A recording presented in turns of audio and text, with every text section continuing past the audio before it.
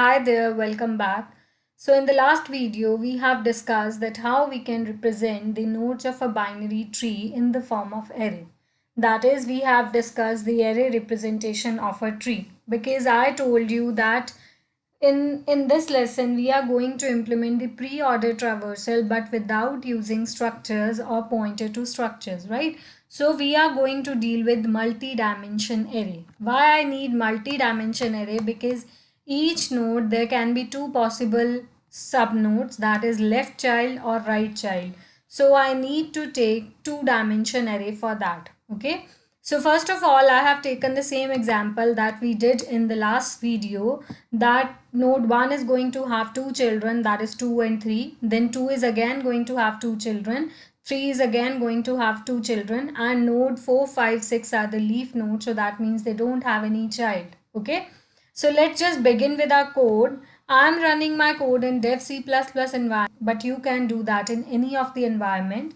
And if you are going to implement that in a different programming language, then you need to take care of the syntax, right? So first of all, what we are going to do, see, first of all, I have taken the variable that is nodes. I am not going to discuss this line right now because right now we don't know that what things we need, right? So let's just discuss these variables as we move forward with our program, okay? So first of all, what we need to enter, I told you that in the last video also, that first of all, we need to know that how many number of nodes are there, because my array size would be dependent upon the number of nodes. For example, in this example, in this tree, I have 7 number of nodes. So I'm going to move my loop 7 times because I need to process each and every node once. Okay. So first requirement of my program would be I need to enter how many nodes are there. C in nodes. Okay. After that, now we are going to represent left and right child of my tree or of my graph. You can, because tree is also a form of graph, but if you want to write, you can write tree here, you can write graph here. I can make a change here also if you want, okay, tree or graph. Okay, if you don't have so much of knowledge of tree or graph, how these data structure works, then you can also visit my Udemy course in which I have explained in detail that how trees, what are graphs, what are stacks, and every data structure that is linear and non-linear. Okay. So now what we are going to do, see, once I have told that, okay, we have 7 number of nodes. So that means I am going to traverse each and every node. So which means that my loop will be executed 7 times. Okay. Now I am going to enter this left and this right child. But see, one point that you need to notice is that root node, the very first node, that is not child of any other node because that is the root, that is the ancestor that don't have any parent onto it. Okay, so for that, what we are going to do, we have taken root as 1 by default because root is not a child of anyone, so we need to process the root very first. Okay, so that is why what I have done, I have written root is equals to 1. So that means I am starting my tree from the root and root is having a value that is 1. Okay, so after that, what we are going to do, now we'll enter the left and right child of node 1, that is root node. So what I have done, C in X, C in Y. In X, I am going to enter, let me write it here, I am going to enter the left child of root, and in Y, I am going to enter right child of root. Okay, right child of root. Now you notice one thing that, we have discussed that we need to take multi-dimension array. But if you can have a look, that is corresponding to each node, I can have maximum 2 subnodes because we are dealing with binary trees. So I am not taking a second dimension as a variable because I know that with every row there are going to be only 2 columns. So what I have done, in order to simplify it, otherwise I need to implement 2 loops. But I don't want to get into so much of loops. So what I have done, I have taken only one loop, that is I variable, because number of rows we don't know. There can be 11 nodes, there can be 20 nodes, there can be 7 nodes, there can be 3 nodes. So that we don't know, that is a variable. But the number of columns are fixed. Why? Because we are talking about binary trees. So in binary trees, each node can have maximum 2 subnodes. Okay, so that is why in order to simplify that thing, what I have done, that ti, so if I am talking about the very first node, so that means I am saying t10 is having a value that is 2. Exactly, this is what I want, right? Similarly, ti1, I have taken these values as 0 and 1. I need to write this code 2 times, actually this line of code 2 times, but that is okay. Instead of getting more into loops and loops, what I have done, I have just simplified my work. The other way is that you can apply a more loop here also, that will move 2 times. Let's say the variable is known as j. We can do that as well, right? So next what we are going to do, now we have entered, after this point of time, we have entered all the nodes and their corresponding children. Now we are going to traverse our tree. Okay, how we are going to traverse our tree? We are going to make a call. We have defined a sub function for that. Now what we have passed in that, that is t, that is the whole tree. Whole tree is represented by t. I have taken a variable t, you can name it as tree, whatever you want to, right? And one thing that I am passing is root. I am passing root. Why I need to pass the root? Because in pre-order, what is the hierarchy of processing the nodes? First of all, we process the root node, then left child, then right child. Okay, so that is why I need to pass the root by myself. Okay, because since we are on the main tree, we have not reached the sub trees yet, right? So what we need to do, we need to process the root first. So root I am passing. Okay, in my example I am taking root as 1. Okay, now as soon as I make a call to this function, my control will shift on to here. Okay, now what I am doing here exactly, see, what we have done, we have passed the tree, that is an array would be received.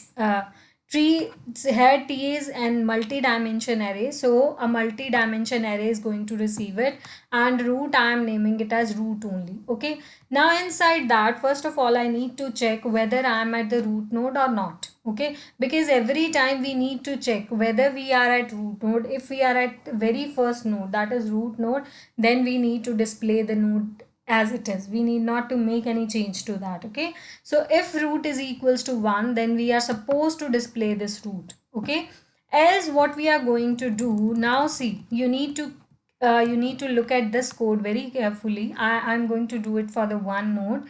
So first of all, what I am checking, if root, now what is the value of root? The value of root is 1. Let me write it here for you. The value of root is equals to 1. Okay, now what we are saying, if t root, that means if t, what is the value of root? That is 1. If 1 0 is not equals to 0, now what is the value of 1 0? If you can just have a look, 1 0, that is equals to 2, which is not 0. Okay, now what we need to do in that case, that is not equals to 0, so that means what we can do, this is equals to 2, which is non-zero value. So we are going to enter into our if statement. Under if statement, what we are supposed to print, we are supposed to print 2, okay, the value at the same point. Now we are going to make a call. Now inside that call, what we are passing, the whole tree, but this time we are changing the root. If you can just have a look, initially we were passing the root. Initially in the line number here, in the line number 30, we were passing the root, that was 1.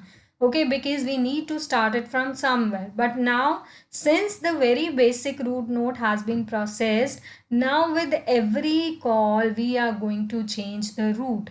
What do I mean by that? That means once I process 1, once I process the left child of 1, which is 2, now left child of 1 is again going to have 2 children. So that means that is acting like a subtree. Now we need to process that subtree. If you remember that while discussing the pre-order definition, we have used a term that is recursively process the left child. Okay, now we are going to do that. We are making a recursive call. Okay, now inside that, what we are doing, we are making a call, but under that call, what parameters we are passing? One is the tree, whole tree. Second parameter we are passing is t root, that is t 1 0. What is the value of t1 0, which is equals to 2? So indirectly what I am passing my tree and root node, that is 2. Okay, now what we are trying to do, we are trying to process that subtree.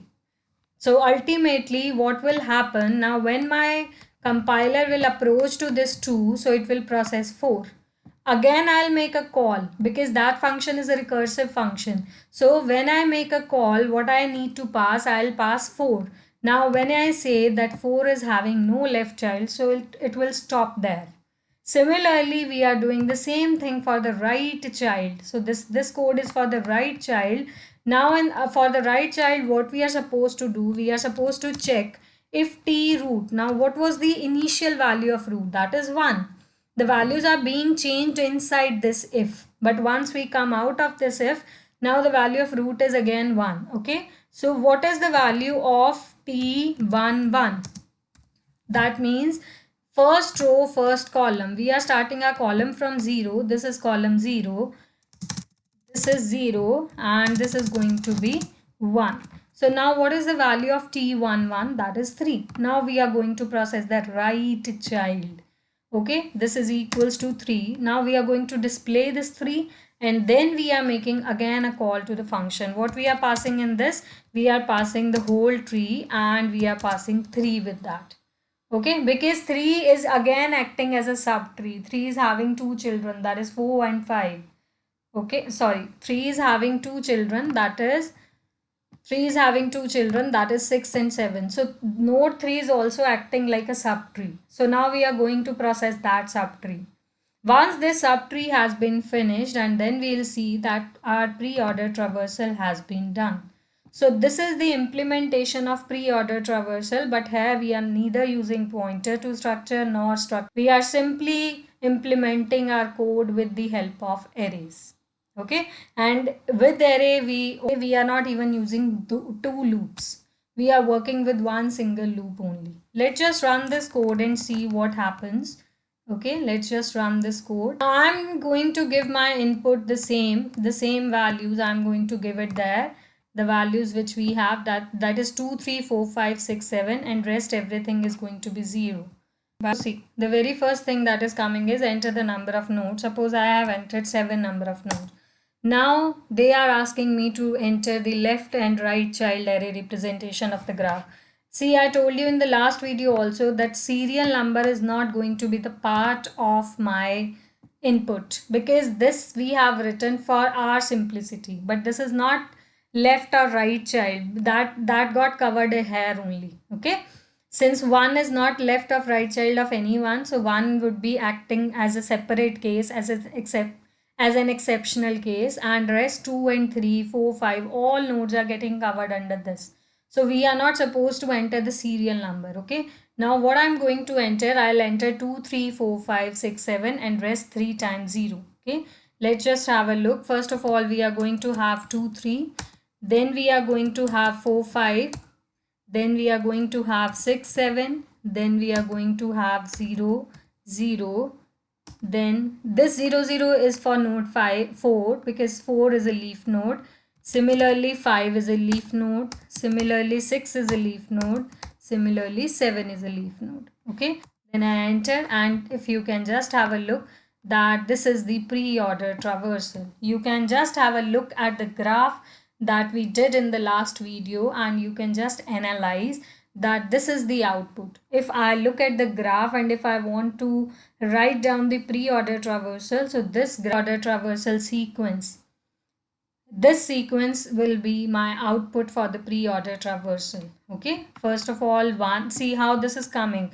Even if you don't want to look at the graph, just have a look. See, node 1 was having two children, that is 2 and 3. Now first of all, what we have done in the definition, first of all root, then we need to process left. Okay, now when I process left, that is 2. Now 2 is again having two children, that is 4 and 5.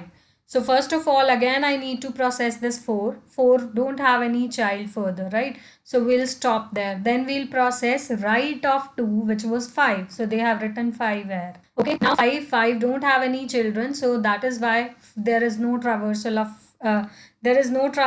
the nodes of 5, because they don't exist. Okay, After that, we'll shift on to the right child of 1, that was 3. So I need to write 3 here. Okay. Now when we process this 3, we have seen that 3 has a left child 6, 3 has a right child 7. So we have written 6 and 7. But 6 and 7 they don't have further children. So we are not supposed to write anything corresponding to them.